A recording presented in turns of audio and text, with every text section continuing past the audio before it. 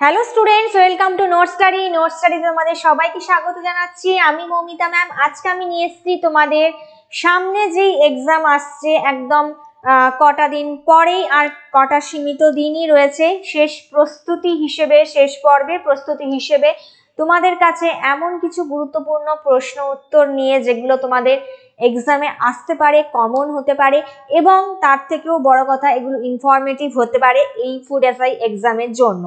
তো তোমরা যারা আগাম প্রস্তুতি নিচ্ছ, এই আর কটা দিনে লাস্ট কটা দিন বাকি রয়েছে, সেই কটা দিন যাতে তোমরা ভালো করে নিজেদের তৈরি করে নিতে পারো, এবং সেই প্রত্যেকটা প্রশ্ন উত্তর যাতে তোমরা সহজেই নিজেদের যাতে জানতে পারো, এখান থেকে প্রচুর ইনফরমেশন পেতে পারো, তার জন্য কিন্তু আমাদের নোট স্টাডি চ্যানেলকে অবশ্যই ফলো করতে হবে, দেখতে হবে। এখানে কিন্তু প্রত্যেকটা দিন কিছু গুরুত্বপূর্ণ প্রশ্ন উত্তর তোমাদের সামনে আমরা শেয়ার করি, তোমাদের সামনে নিয়ে আসি। এমন কিছু প্রশ্ন, সেটা ফুড এসআই এর বিভিন্ন টপিককে কেন্দ্র করে, এবং এর আগের যে প্রিভিয়াস ইয়ার্স গুলোতে কমন এসেছে সেই রকম কিছু নির্দিষ্ট বিষয়কে কেন্দ্র করে এর থেকে আমরা প্রশ্ন উত্তরগুলোকে সেট হিসেবে তৈরি করি, এবং সেই সেটগুলোকে তোমাদের সাথে শেয়ার করছি, যাতে তোমরা ইজিলি সেগুলোকে ইনফরমেশন পেতে পারো, এবং ফুড এসআই এক্সামের জন্য খুব ভালোভাবে তোমরা প্রিপেয়ার হতে পারো। তো সেই রকমই অ্যাজ ইউজুয়াল আজকেও আমি তোমাদের কাছে এরকমই কিছু গুরুত্বপূর্ণ প্রশ্ন উত্তর নিয়ে চলে এসেছি।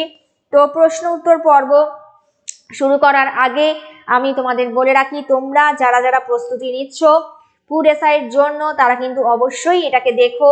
এইখান থেকে সেরকম কিছু প্রশ্ন যদি তোমরা প্রত্যেকটাই কিন্তু ইম্পর্টেন্ট, এবং সেগুলোকে তোমাদের ভালো করে নোট ডাউন করতে হবে। যদি পারো নোট ডাউন করে নিতে পারো। এর থেকে যদি কিছু জানার থাকে অবশ্যই কমেন্ট করে জানাতে পারো।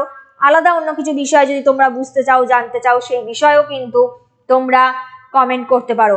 ফুড এসআই ধরো কোনো টপিক তোমরা বুঝতে চাইছো বা জানতে চাইছো, সেই সম্বন্ধেও কিন্তু তোমরা কমেন্ট করে জানাতে পারো। অবশ্যই সেগুলোকে ডিটেলসে তোমাদের বলে দেওয়া হবে, যে কটা দিন রয়েছে সেই কটা দিন যেন খুব ভালো করে তোমরা প্রিপেয়ার নাও, ভালো করে প্র্যাকটিস করো, এবং যা যা প্রশ্ন উত্তর আমাদের তরফ থেকে তোমাদের কাছে শেয়ার করা হচ্ছে সেগুলো ভালো করে প্র্যাকটিস করো। তাহলেই দেখবে তোমরা অনেকটা কিন্তু ইনফরমেশন কভার করে নিতে পারছো, অনেকটাই টপিকের অনেকটাই কভার করছো। তো সেক্ষেত্রে তোমাদের সেরকম কোনো এক্সামের জন্য বেশ ভালোই হেল্পফুল হবে। তো চলো আজকে আমরা যেইটা প্রথম প্রশ্ন দিয়ে শুরু করছি। প্রথম দেখো প্রশ্নটা হয়েছে, ইন্ডিয়ান ইন্ডিপেন্ডেন্স লীগ সেটা প্রতিষ্ঠা করেন কে? কোন ব্যক্তিত্ব, যার নাম, এখানে চারটে অপশন দেওয়া রয়েছে তোমাদের কাছে। প্রথমত কে রয়েছে? সুভাষ বোস। দ্বিতীয়ত রয়েছে বাল গঙ্গাধর তিলক। তৃতীয়তে রাসবিহারী বোস। চতুর্থতে CR দাস। আচ্ছা, তোমাদের কাছে কি মনে হয় ইন্ডিয়ান ইন্ডিপেন্ডেন্স লীগ, যেটা ইন্ডিয়ান হিস্ট্রি, আমরা যদি বলি ভারতের স্বাধীনতা সংগ্রামের একটা গুরুত্বপূর্ণ অধ্যায়, ঠিক সেই সময় দ্বিতীয় বিশ্বযুদ্ধের সময়কালীন সময় আমরা যদি দেখি, সেই সময় কিন্তু ভারতের স্বাধীনতার একটা লীগ, যেটা ইন্ডিয়ান ইন্ডিপেন্ডেন্স লীগ প্রতিষ্ঠা হয়, এবং সেই প্রতিষ্ঠা কালটা ঠিক হয় দ্বিতীয় বিশ্বযুদ্ধের সময়কালীন। ঠিক আছে, তো সেই সময় ভারতের স্বাধীনতা সংগ্রামের জন্য একটা যে লীগ বা প্রতিষ্ঠা করা হয়ে থাকে, সেইটাই হচ্ছে ইন্ডিয়া ইন্ডিপেন্ডেন্স লীগ। এবং সেইটা কে প্রতিষ্ঠা করেন? এখানে উত্তর কোনটা হবে? অপশন 3, রাসবিহারী বোস। ঠিক আছে, তাহলে উত্তর হবে কোনটা? উত্তর হবে রাসবিহারী বোস। তিনি কিন্তু ইন্ডিয়ান ইন্ডিপেন্ডেন্স লীগের প্রতিষ্ঠাতা। এবং যেখানে আমরা যদি বলি ভারতের স্বাধীনতা সংগ্রামের ক্ষেত্রে একটা গুরুত্বপূর্ণ অধ্যায় বলা যেতে পারে, যেখানে হচ্ছে ইন্ডিয়ান ইন্ডিপেন্ডেন্স লীগ প্রতিষ্ঠা। ঠিক আছে, তাহলে তোমরা দেখে নাও এটা ভালো করে। পরবর্তী কোশ্চেনে যাব। পরবর্তী প্রশ্ন কি বলছে দেখো, বেশিরভাগ জীবাশ্ম পাওয়া যায় কোন শিলায় বা কোন মৃত্তিকায় আমরা বেশিরভাগ জীবাশ্ম পেয়ে থাকি, বা বেশিরভাগ জীবাশ্ম কোন শিলায় পাওয়া যায়? প্রথমত পাললিক, গ্রানাইট, লাভা প্রবাহ, না কৃষ্ণ মৃত্তিকায়? এটা কোন শিলায় হবে? ঠিক আছে, জীবাশ্ম আমরা যদি দেখি কোন শিলায় দেখতে পাওয়া যায়, তার আগে আমরা বলি যে রক স্ট্রাকচার যেটা রয়েছে, আমরা যদি রক্স কাকে বলে, শিলা না বিভিন্ন খনিজের সমন্বয়ে গঠিত যে উপাদান সেইটাই হচ্ছে শিলা। শিলাকে কটা ভাগে ভাগ করা যায়? রক স্ট্রাকচারকে আমরা যদি দেখি, শিলাকে তিনটে ভাগে ভাগ করা যায়। একটা আগ্নেয় শিলা, পাললিক শিলা আর রূপান্তরিত শিলা। তাহলে এর মধ্যে কোনটায় জীবাশ্ম দেখতে পাওয়া যায়? তার আগে বলে রাখি, জীবাশ্ম বলতে কি বোঝায়? জীবাশ্ম মানে হচ্ছে ফসিলস, তাই তো। জীবাশ্ম বলতে যেখানে উদ্ভিদ আর প্রাণী, অর্থাৎ উদ্ভিদ ও প্রাণী দেহাবশেষে যে ছাপ দেখতে পাওয়া যায়, উদ্ভিদ ও প্রাণী দেহাবশেষের একটা চিহ্ন বিশেষ বা ছাপ,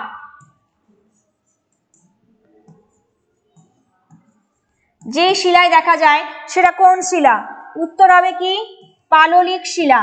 পাললিক শিলায় কিন্তু এটার একটা অন্যতম বৈশিষ্ট্য পাললিক শিলার বলা যেতে পারে, যেখানে দীর্ঘদিন ধরে পাললিক শিলার যে সৃষ্টি আমরা যদি আলোচনা করি, দীর্ঘদিন ধরে উদ্ভিদ ও প্রাণী দেহের দেহাবশেষ শিলাস্তরে চাপা পড়তে পড়তে, মৃত্তিকার মধ্যে চাপা পড়তে পড়তে সেখানে বিভিন্ন খনিজের সমন্বয় দীর্ঘদিন ধরে দেহাবশেষ সঞ্চিত হয়ে পাললিক শিলাস্তরে সৃষ্টি হয়, এবং সেই পাললিক শিলাস্তরে জীবাশ্ম বা দেহাবশেষের যে চিহ্ন বা ফসিলস কিন্তু দেখতে পাওয়া যায়, সেটাই হচ্ছে পাললিক শিলার অন্যতম একটা বৈশিষ্ট্য।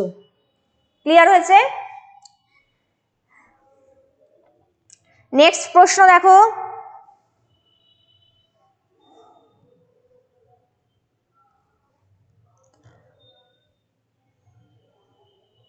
উৎপত্তিগতভাবে গাঙ্গেয় সমভূমির যে মাটি রয়েছে সেটা কি প্রকৃতি? গাঙ্গেয় সমভূমি বলতে আমরা মেইনলি কি বুঝছি? বেশিরভাগ গাঙ্গেয় সমভূমি হতে উর্বর যে সমভূমি অঞ্চল, তার মধ্যে বাংলাদেশ, গোটা বেশিরভাগ বাংলাদেশের সমগ্র অঞ্চলটা, তার সাথে সিন্ধু গঙ্গা অববাহিকা।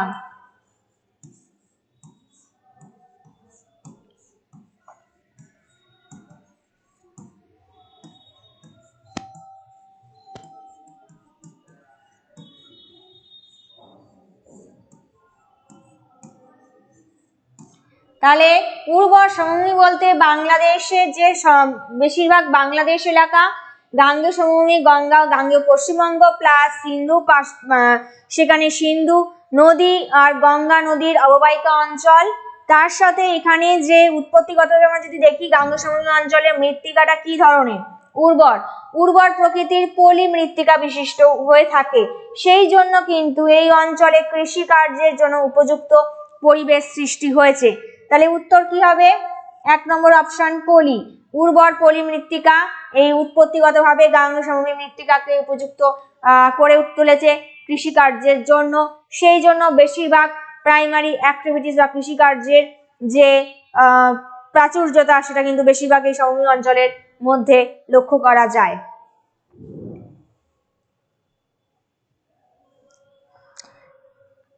পরবর্তী প্রশ্ন দেখো, হিন্দু প্যাট্রিয়ট পত্রিকার সম্পাদক কে? 4টে অপশন দেওয়া রয়েছে, মতিলাল ঘোষ, সুরেন্দ্রনাথ হরিশচন্দ্র মুখার্জি প্লাস শিশির কুমার ঘোষ। কোনটা হবে, কোন অপশনটা? হিন্দু প্যাট্রিয়ট পত্রিকার সম্পাদক উত্তর হবে কিন্তু 3 নম্বর অপশনটা, দেখো হরিশচন্দ্র মুখার্জি। হরিশচন্দ্র মুখার্জি যিনি কিন্তু হিন্দু প্যাট্রিয়ট পত্রিকার সম্পাদক ছিলেন, তিনি হিন্দু প্যাট্রিয়ট পত্রিকার মধ্য দিয়ে মানে কি প্রকাশিত করেছিলেন, যেখানে নীল চাষীদের উপর, যেখানে নীল চাষীদের ওপর নীলকর সাহেবদের অত্যাচারের কথা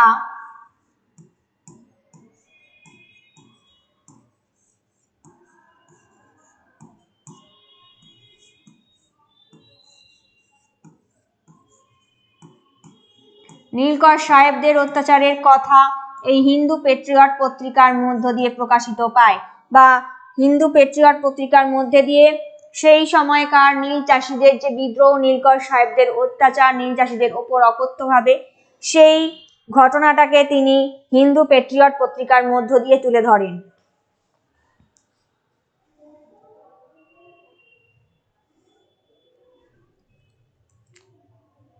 আচ্ছা, বুঝতে পারছো? এর পরবর্তী প্রশ্নে যাচ্ছি। মিশ্র অর্থনীতির মিশ্র অর্থনীতি বলতে কি বোঝানো হয়?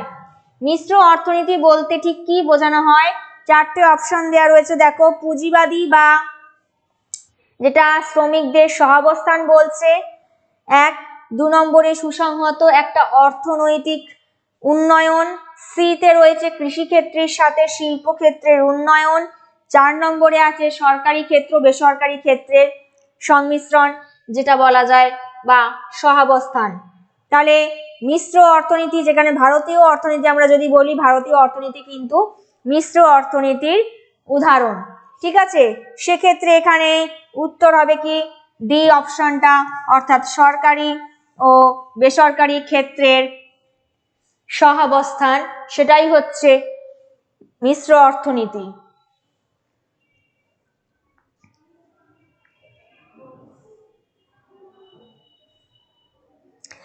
তাহলে মিশ্র অর্থনীতির মূল কথা যদি বলি, রাষ্ট্রীয় হস্তক্ষেপে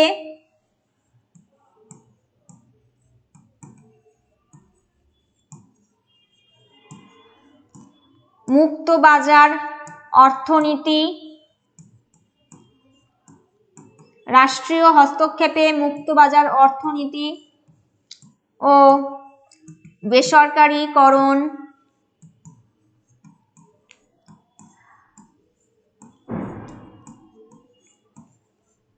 করণের সংমিশ্রণ বা সহাবস্থান। তাহলে সেখানে রাষ্ট্রীয় উদ্যোগও থাকবে, তার সাথে একটা ওপেন মার্কেট সিস্টেম মুক্তবাজার অর্থনীতি থাকবে, তার সাথে বেসরকারীকরণের একটা সহাবস্থান লক্ষ্য করা যাবে। সেই যে টোটাল ইকোনমিক কন্ডিশন, সেটাই হচ্ছে মিশ্র অর্থনীতি। আমাদের ভারতীয় অর্থনীতি কিরকম সেটাও বলা যাবে, সেটা মিশ্র অর্থনীতিরই একটা রূপ। ক্লিয়ার হয়েছে? আচ্ছা, পরবর্তী প্রশ্নে যাচ্ছি। ভারতের কোন রাজ্যে প্রচুর পরিমাণে কয়লা পাওয়া যায়? চারটে অপশন, মধ্যপ্রদেশ, অন্ধ্রপ্রদেশ, ঝাড়খণ্ড, পশ্চিমবঙ্গ। কয়লা আমরা জানি সেটা গুরুত্বপূর্ণ একটা খনিজ সম্পদ, তাই তো? কয়লা, পেট্রোলিয়াম, প্রাকৃতিক গ্যাস এগুলো যেমন রয়েছে, সেক্ষেত্রে ভারতে যদি আমরা দেখি প্রচুর গুরুত্বপূর্ণ কয়লা খনি রয়েছে।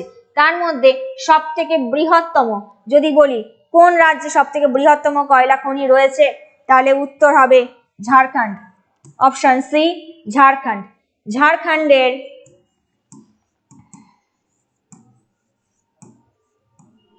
রাজমহল, যেটা কিনা ভারতের সব থেকে বৃহত্তম কয়লা খনি।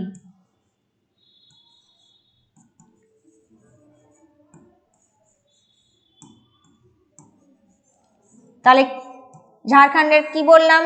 রাজমহল এলাকা। ঝাড়খণ্ডের এই রাজমহল ছাড়াও ঝরিয়া আছে, ঝরিয়া কয়লা খনি। ঠিক আছে, আচ্ছা, আরো বিভিন্ন আছে বিভিন্ন স্টেটে, যেমন ছত্তিশগড়ের কোরবা আছে, উড়িষ্যার তালচের আছে। এই বিভিন্ন ভারতের মধ্যে অনেক কয়লা ক্ষেত্র রয়েছে। তার মধ্যে ঝাড়খণ্ডের আমরা যদি দেখি, সেটা হচ্ছে কি না জামশেদপুর রাজমহল, যেটা বৃহত্তম কয়লা খনি। এছাড়াও আমরা জানি ঝাড়খণ্ডের জামশেদপুর এলাকা, সেখানে লৌহ ইস্পাত শিল্প খুবই গুরুত্বপূর্ণ। ঝাড়খণ্ড এলাকাটা, যেখানে টাটা জামশেদজির উদ্যোগে কি রয়েছে, tata iron and steel company, TISCO, এরকম বিখ্যাত লৌহ ইস্পাত কেন্দ্র, শিল্প স্থাপন গড়ে উঠেছে। তাছাড়া কয়লা খনিকে কয়লা ক্ষেত্রও রয়েছে, যেমন ঝরিয়া রয়েছে, রাজমহল আছে। আর পশ্চিমবঙ্গের মধ্যে আমরা যদি দেখি, রানীগঞ্জ আছে, বার্নপুর আছে, কুলটি আছে, এগুলো কিন্তু পশ্চিমবঙ্গের মধ্যে কয়লা ক্ষেত্র। আবার অন্ধ্রপ্রদেশে যদি দেখি, সেখানেও রয়েছে, প্লাস ছত্তিশগড়ের কোরবা, উড়িষ্যার তালচের, এগুলো বিশিষ্ট কয়লা ক্ষেত্রের নাম। সরি।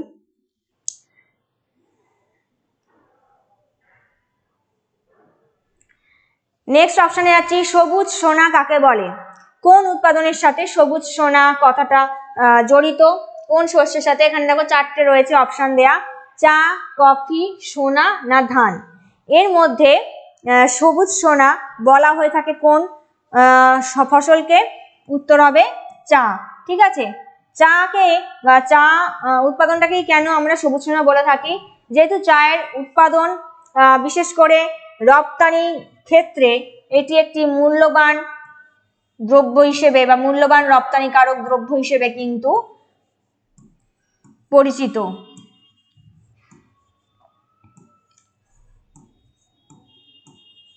মূল্যবান রপ্তানিকারক দ্রব্য হিসেবে পরিচিত। এই চা রপ্তানি করে প্রচুর বৈদেশিক মুদ্রা অর্জন করা হচ্ছে বা করছে। বৈদেশিক মুদ্রা অর্জনের সুযোগ, যার জন্য এই চা উৎপাদনকে কিন্তু কেন্দ্র করে সবুজ সোনা কথাটা প্রয়োগ করা হয়েছে।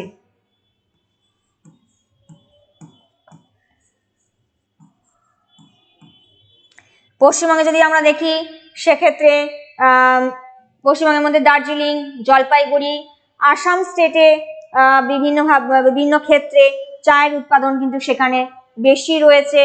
আর ওয়েস্ট বেঙ্গলের মধ্যে কিন্তু দার্জিলিং, জলপাইগুড়ি এইসব এলাকায় চায়ের উৎপাদন বিশেষভাবে দেখতে পাওয়া যায়, নর্থ বেঙ্গল সাইডটায়।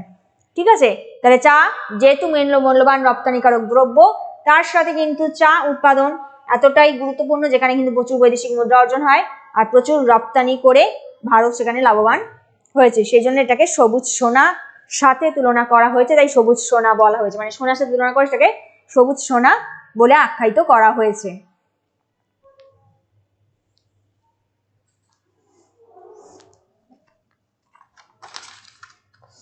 আধুনিক ভারতের জনক কাকে বলা হয়ে থাকে? আধুনিক নেক্সট কোশ্চেন, আধুনিক ভারতের জনক কাকে বলা হয়? চারটে অপশন দেওয়া রয়েছে। ঈশ্বরচন্দ্র বিদ্যাসাগর, লুই ভিভিয়ান ডিরোজিও, রাজা রামমোহন রায়, অপশন রয়েছে তার সাথে আছে ডেভিড হেয়ার। তাহলে আধুনিক ভারতের জনক কাকে বলা হয় থাকে? উত্তর হবে অপশন সি, রাজা রামমোহন রায়।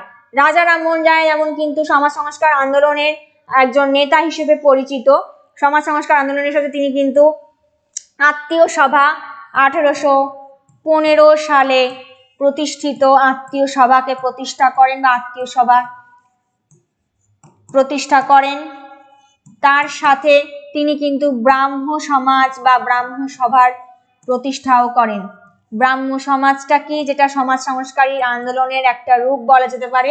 সমাজ সংস্কার আন্দোলনের সহায়তাকারী মানুষদের নিয়ে এই ব্রাহ্ম সমাজ গড়ে উঠেছে এবং এই ব্রাহ্ম সভা প্রতিষ্ঠাতা বলা যেতে পারে আধুনিক ভারতের জনক যিনি রাজা রামমোহন রায়।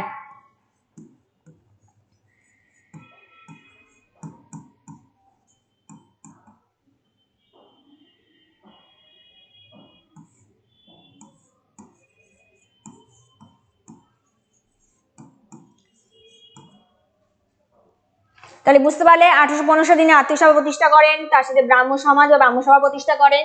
তিনি একজন সমাজ সংস্কারক আন্দোলন হিসেবে পরিচিত, যাকে আধুনিক ভারতের জনক বলা হয়। তিনি কার কেউ নন, তিনি হলেন রাজা রামমোহন রায়।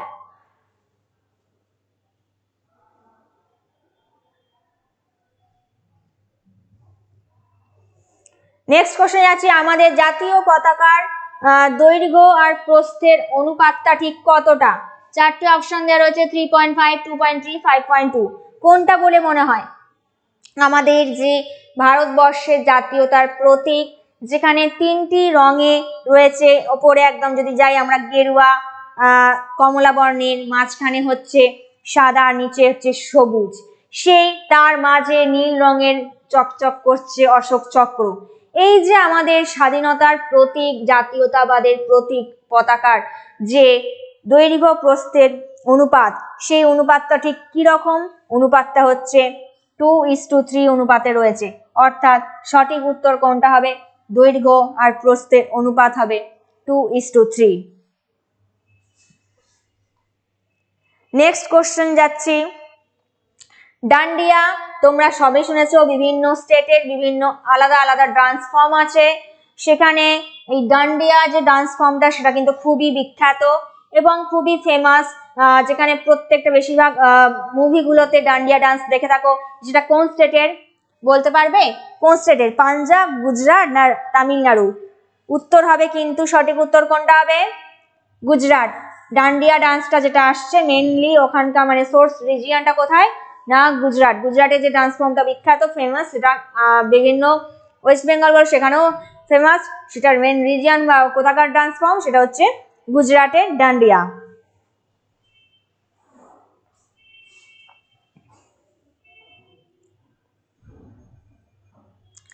আচ্ছা, নিচের কোন একাডেমিটা ভারতের নাচ, নাটক বা সঙ্গীতের বিকাশের জন্য খুবই দায়ী বা বিকাশের জন্য দায়ী? কোনটা কোনটা রয়েছে? তিনটি অপশন রয়েছে, national school of dance, national school of drama, নাকি সঙ্গীত একাডেমি, নাকি সাহিত্য একাডেমি?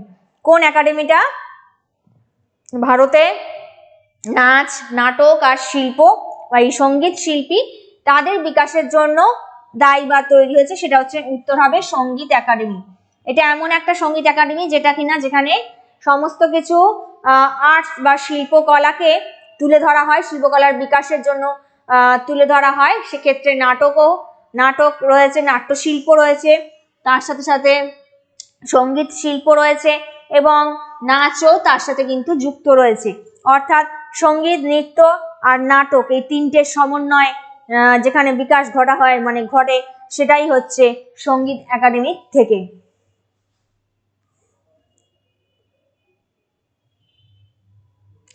নেক্সট প্রশ্ন, মধুবনী লোকচিত্রের একটা শৈলী যদি বলা যায় মধুবনী আর্ট, সেই মধুবনী আর্টটা ভারতের নিচের কোন রাজ্যে জনপ্রিয়? কোন স্টেট থেকে এই মধুবনী আর্টটা এসছে বা মধুবনী লোকচিত্র শিল্পটার উদ্ভাবন হয়েছে? চারটে অপশন দেওয়া রয়েছে, দেখো, উত্তরপ্রদেশ, রাজস্থান, মধ্যপ্রদেশ, বিহার। কোনটা হবে? কোন অপশনটা হবে এর মধ্যে সঠিক উত্তরটা হবে হচ্ছে মধুবনী। কোথায়? মধুবনী যে ডিস্ট্রিক্টটা রয়েছে সেটা কিন্তু বিহারের মধ্যে পড়ছে। তো বিহারেরই একটা লোকচিত্র শিল্প বা লোকচিত্র কারুকার্য ঐতিহ্যকে তুলে ধরছে মধুবনী আর্টের মাধ্যমে। সেটা কোন রাজ্যে জনপ্রিয়? তথাপি বিহার রাজ্যে জনপ্রিয় সেখানকার মধুবনী আর্ট। সেই আর্ট একটা ঐতিহ্যগত লোকশিল্পীকে বা লোকচিত্রকে তুলে ধরে। ক্লিয়ার হয়েছে? পরবর্তী প্রশ্নে যাচ্ছি, পাঁচশালা বন্দোবস্ত কে প্রবর্তন করেন আর কেন প্রবর্তন করা হয়?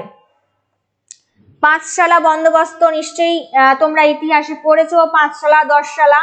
তো এরকম পাঁচশালা বন্দোবস্ত যেটা প্রবর্তন করেন তিনটে অপশন দেওয়া আছে, দেখো, ওয়ারেন হেস্টিংস, ওয়েলেসলি না কর্নওয়ালিস। উত্তর কোনটা হবে? ওয়ারেন হেস্টিংস, 1 নম্বর অপশন, যেটা তিনি ওয়ারেন হেস্টিংস কিন্তু পাঁচশালা বন্দোবস্ত প্রবর্তন করেন। এবং এই পাঁচশালা বন্দোবস্ত প্রবর্তন করার কেন করা হয়, কি কারণে? যেখানে আমরা যদি দেখি ব্রিটিশ শাসিত ভারতবর্ষে ভূমি রাজস্ব আদায় করবার জন্য বিভিন্ন পথ অবলম্বন করা হতো। ঠিক সেরকমই লর্ড ওয়ারেন হেস্টিংস তিনি ব্রিটিশদের আধিকারিক হয়ে যেখানে ভূমি রাজস্ব আদায় করবার একটা কার্যক্রম ছিল হচ্ছে পাঁচশালা বন্দোবস্ত। এবার ভূমি রাজস্ব আদায় করা হতো কাদের থেকে?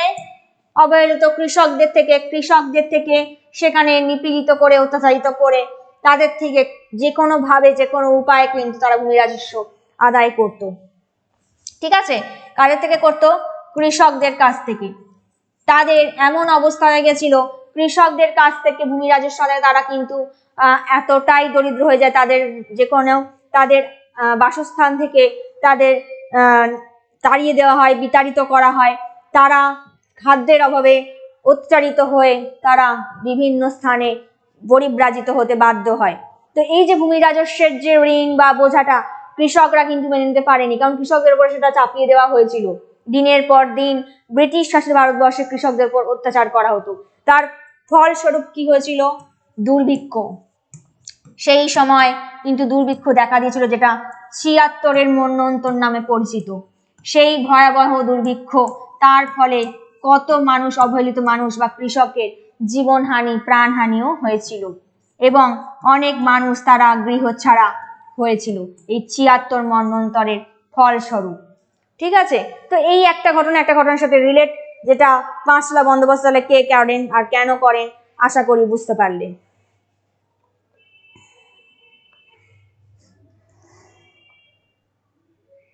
পরবর্তী প্রশ্ন, যেটা ভারতের ইলেকট্রনিক্স সিটি, ইলেকট্রনিক শহর হিসেবে কোন শহর পরিচিত? ভারতের কোন শহরকে ইলেকট্রনিক শহর বলা হয়ে থাকে? উত্তর হবে দেখো কোনটা, তিনটা অপশন রয়েছে, ব্যাঙ্গালোর, কলকাতা, চেন্নাই। সঠিক উত্তর কোনটা হবে?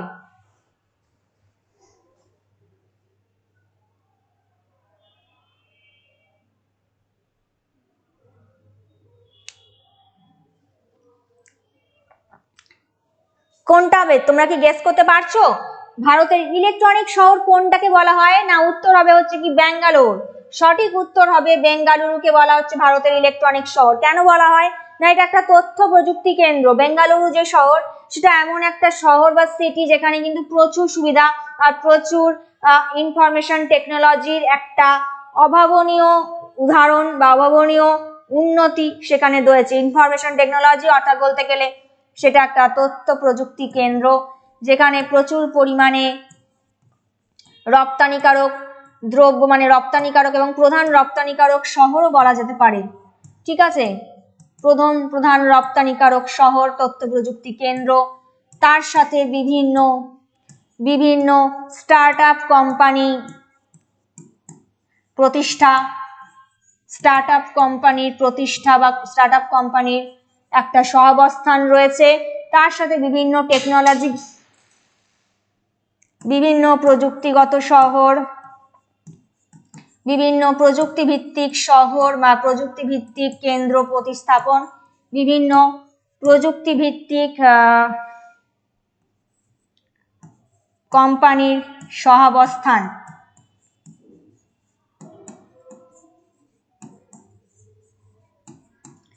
এর জন্য তাহলে বিষয়গুলো কি কি? এক তো ইনফরমেশন টেকনোলজি, প্রচুর সেক্টর রয়েছে, বিভিন্ন প্রযুক্তি ভিত্তিক সেক্টর বলা যেতে পারে, বিভিন্ন প্রযুক্তি ভিত্তিক সেক্টর রয়েছে যেখানে কর্মসংস্থানের প্রচুর সুযোগ, যেখানে এখানে প্রত্যেকটা ইনফরমেশন টেকনোলজির সুবিধা পাওয়া যায়। বিভিন্ন স্টার্টআপ কোম্পানি রয়েছে, বিভিন্ন প্রযুক্তি ভিত্তিক শিল্প রয়েছে, প্রযুক্তি ভিত্তিক সেক্টর গড়ে উঠেছে ব্যাঙ্গালোর শহরে, এবং সেখানে একটা বিখ্যাত, মানে বিভিন্ন রপ্তানিকারক একটা বলা যেতে পারে ইলেকট্রনিক শহর হিসেবে বা তথ্য প্রযুক্তি কেন্দ্র হিসেবে ব্যাঙ্গালোর ব্যাঙ্গালোর পরিচিত।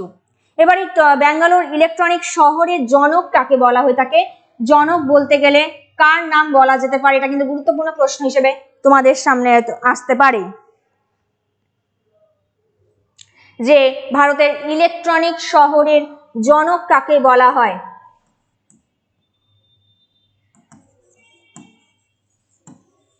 ভারতের ইলেকট্রনিক শহরের জনক কাকে বলা হয়? যদি বলা হয়, প্রশ্ন আসে, তাহলে কিন্তু উত্তর হবে আর কে বালিগা।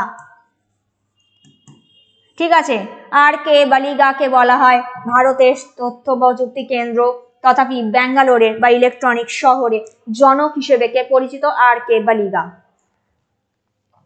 তাহলে কেন ইলেকট্রনিক শহর বলা হয়ে থাকে আশা করি জানলে।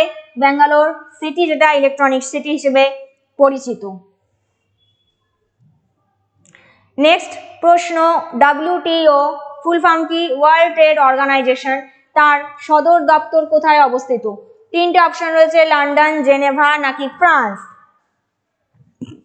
WTO বলতে কোন সংস্থাটাকে বোঝাচ্ছে? এটা একটা আন্তর্জাতিক বাণিজ্যিক সংস্থা। ওয়ার্ল্ড ট্রেড অর্গানাইজেশন, এটা আন্তর্জাতিক একটা বাণিজ্যিক সংস্থা, যেখান থেকে কিন্তু প্রত্যেকটা দেশের মধ্যে আন্তর্জাতিক বাণিজ্য যাতে সম্প্রসারিত হয়, তার সাথে সাথে বাণিজ্যের যে বাধাগুলো রয়েছে সেগুলোকে যাতে দূরীকরণ করা যায় বা নিয়ন্ত্রণ করে আন্তর্জাতিক বাণিজ্যকে যাতে অগ্রগতি নিয়ে যাওয়া যায় বা বাণিজ্যে যাতে উন্নতি করা যায়, সেই হিসেবে যে গুরুত্বপূর্ণ আন্তর্জাতিক সংস্থাটা গড়ে উঠেছে সেটা হচ্ছে ওয়ার্ল্ড ট্রেড অর্গানাইজেশন। এই ওয়ার্ল্ড ট্রেড অর্গানাইজেশন সদর দপ্তর কোথায় অবস্থিত? অপশন বি হবে সঠিক উত্তর, জেনেভা। জেনেভাটা কোথায় অবস্থিত? সুইজারল্যান্ডে। সুইজারল্যান্ডে জেনেভা অবস্থিত। ঠিক আছে,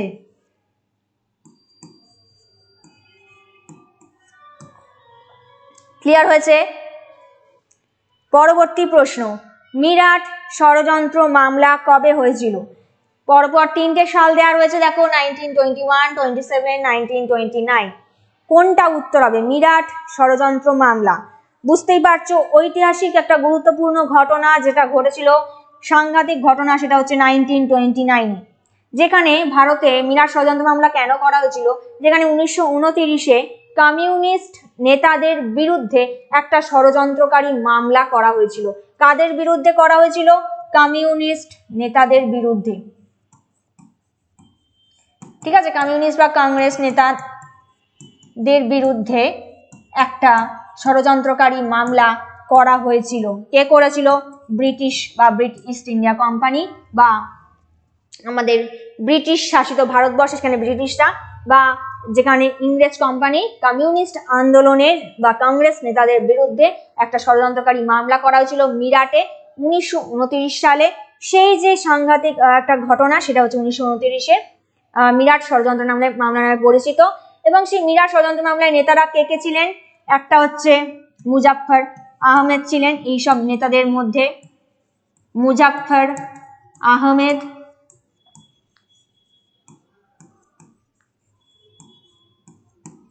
তারপরে ছিলেন পিসি যোশী,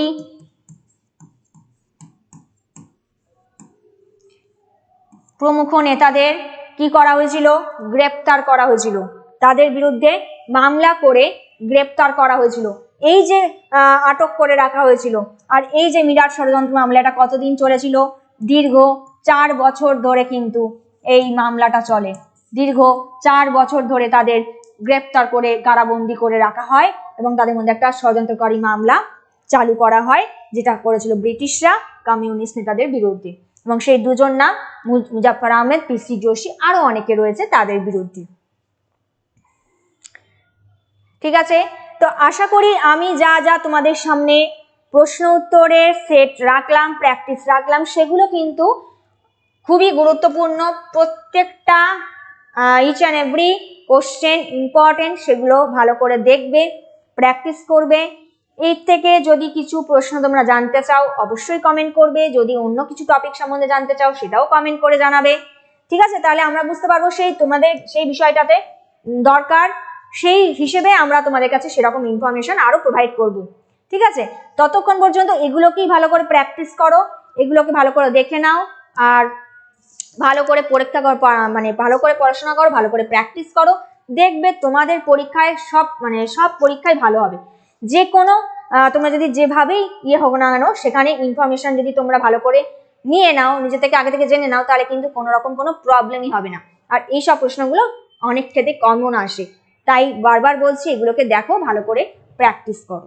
তো ততক্ষণ পর্যন্ত ভালো করে পড়াশোনা করো, ভালো করে দেখতে থাকো, আর সামনেই পরীক্ষা, সময় নষ্ট না করে এইগুলোকে পড়ে নিজেদেরকে তৈরি করে নাও।